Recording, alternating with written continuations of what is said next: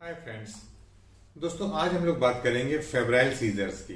Febrile seizures यानी बुखार के दौरान जो बच्चों को झटके पड़ जाते हैं या दौरे पड़ जाते हैं, उनको फेब्राइल सीजर्स बोलते हैं। और ये काफ़ी कॉमन कंडीशन है और मेरे क्लिनिक में और मैं समझता हूँ कि सारे पेरेंट्स ने भी कभी न कभी इसको ऑब्जर्व किया होगा कि ये फेब्राइल सीजर्स जब बुखार बच्चे का बहुत तेज़ हो जाता है तो उनको झटके पड़ने लगते हैं। तो आज का जो टॉपिक है फेब्राइल सीजर्स है। तो मेरी आपसे रिक्वेस्ट है कि भैया अभी तक अगर आप लोगों ने मेरे चैनल को सब्सक्राइब नहीं किया है तो प्लीज़ सब्सक्राइब वाला बटन दबाइए और बेल आइकन को प्रेस कीजिए ताकि मेरे आने वाले वीडियोस सारे आपके पास पहुंचें।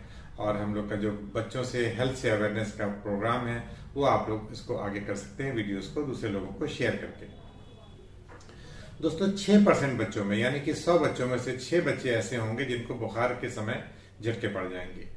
और ये यूजुअली देखा गया है कि ये 6 महीने से लेके 6 साल तक के बच्चों में इस तरह की कंडीशन देखी जाती है। तो जब अगर आपका बच्चा मान लीजिए 1 साल का है, 2 साल का है और उसको फीवर तेज हो रहा है, अगर आप उसको कंट्रोल नहीं करते तो आपने देखा होगा कि वो उल्टी सीधी बातें, बहकी बहकी बातें करने लगता है, फिर आंखें ऊपर की तरफ चढ़ा देता है और कभी कभी उसको हाथ पैर में जर्क्स आने लगते हैं या झटके पड़ने लगते हैं। तो इसको फेब्राइल सीजर बोलते हैं। और इसका कोई स्पेसिफिक कारण नहीं है, सिर्फ फीवर की वजह से ब्रेन में कुछ ऐसे जो सेंटर्स हैं जो इलेक्ट्रिकल डिस्चार्जेस करने लगते हैं जिसकी वजह से फिट्स पड़ने लगते हैं। तो इसको देख के पेरेंट्स बहुत पैनिक हो जाते हैं, बिल्कुल रोना पिटना मच जाता है। फौरन आप लेकर उसको बच्चे को अस्पताल भागते हैं और वहां पर फिर जब डॉक्टर उसको इंजेक्शन वगैरह देता है या कुछ सपोजिटरी लगाता है या कोई स्प्रे देता है तो उससे बच्चे का फिट्स कंट्रोल हो जाते हैं।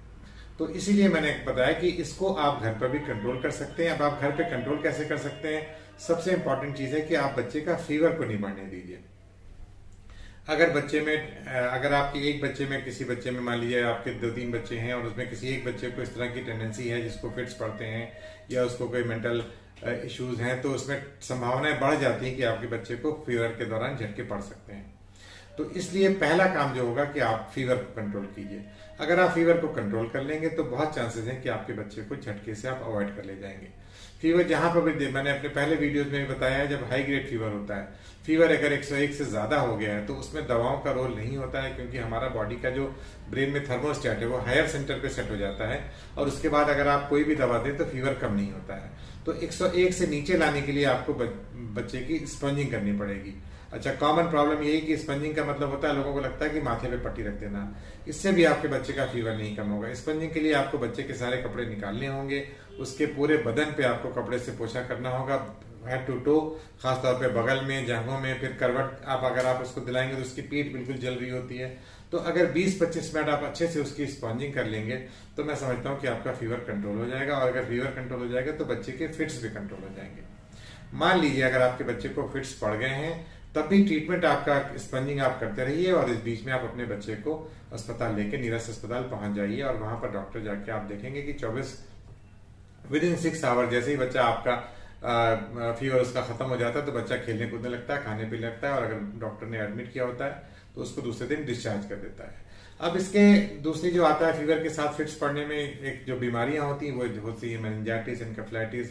उसमें आपका बच्चा कॉन्शियस नहीं होगा, आपका बच्चा अनकॉन्शियस हो जाएगा। फिट्स पड़ने के बाद भी आपका बच्चा अनकॉन्शियस रहेगा और उसके अंदर कई और दिक्कतें आएंगी जो कि आपका डॉक्टर डायग्नोस करेगा, क्योंकि उसके लिए फिर हम लोग को CSF करना पड़ता है, ब्रेन की इमेजिंग करनी पड़ती है, CT स्कैन या MRI करके हम लोग इनकेफेलाइटिस या मेनिंजाइटिस की डायग्नोसिस बनाते हैं।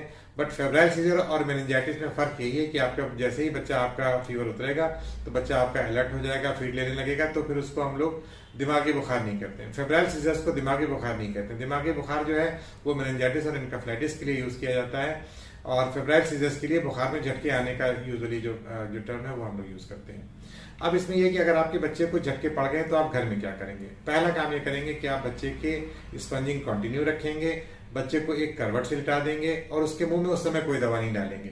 जब बच्चे को झटके पड़ रहे होंगे तो ना तो आप उसके मुंह में कोई दवा डालेंगे, ना ही उसकी इंगली वगैरह डालेंगे, क्योंकि बच्चा आपकी फिंगर को भी बाइट कर लेगा तो जिससे उसकी इंजरी, आपको भी इंजरी हो सकती है। उस समय आप उसको करवट दिला के, अगर आपके पास मिडाजोलाम का नेजल स्प्रे आता है, मिडाजोलाम नेजल स्प्रे बहुत, अगर आपके बच्चे को पहले फिट्स पड़ चुके हैं तो हो सकता है आपके डॉक्टर ने आपको प्रिस्क्राइब किया हो। ये एक मिडाजोलाम फिट्स की दवा होती है जो नेजल स्प्रे फॉर्म में आती है।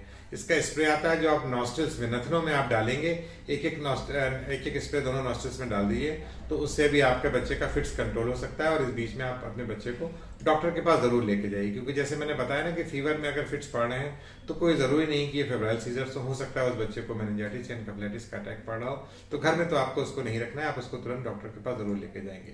तो पहला तो काम ये करेंगे कि आप बच्चे को एक करवट हटा देंगे, बच्चे के मुंह में कोई दवा नहीं डालेंगे। अगर आपके पास मिडाजोलाम का नेजल स्प्रे है तो आपके नेजल स्प्रे आप उसके नाकों में कर देंगे और लग जाएंगे। इसके बाद फिर आती है कि जब फीवर आपको बच्चे का शुरू हो जाता है और आपके बच्चे को फेब्राइल सीजर की हिस्ट्री है, मान लीजिए 3 महीने पहले 6 महीने पहले उसको फेब्राइल सीजर्स पड़ चुके हैं, वो diagnose case of febrile seizures है, तब आप फीवर के दौरान ही एक फ्रीजियम नाम की टैबलेट आती है जो कि आप बच्चे को डॉक्टर से उसकी डोज डिस्कस करके सुबह शाम 3 दिन तक देते रहेंगे। और बच्चे को फीवर की दवा हर 6-6 घंटे पे दें।